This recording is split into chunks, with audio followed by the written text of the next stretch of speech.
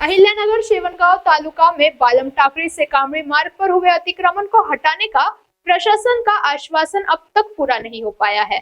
ग्राम पंचायत सदस्य श्याम राजपुरे ने चेतावनी दी है कि यदि कोई कार्रवाई जल्द नहीं हो पाई तो कभी भी जन आंदोलन किया जा सकता है।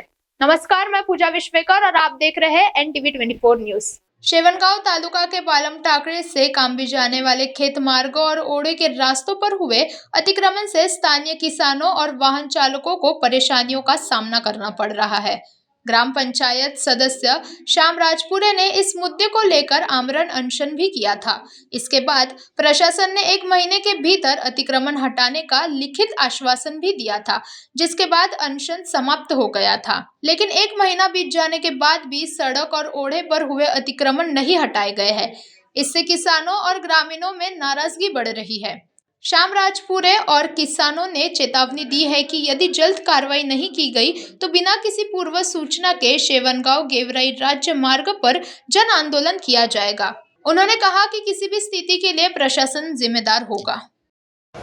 रामकृष्ण हरी, मी श्याम अशोक राजपुरे, बालम टाकडी, तालुका शेवगाव, जिल्हा अहिल्यानगर इथून मी 1 महिन्यापूर्वी उपोषणाला बसलो होतो।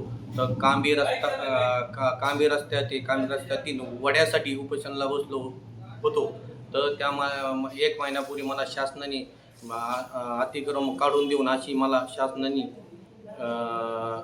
लेखी आश्वासन दिलं होतं। ते आश्वासन शासनाने आणखीनही पूर्ण केलेलं नाही। मी कोणत्याही क्षणी मी रस्ता रोकोन करू शकतो। न साक्षाला माहिती देता मी शासनाने याची दखल घ्यावी अशी मी शासनाला विनंती करतो। आणि रामकृष्ण हरी।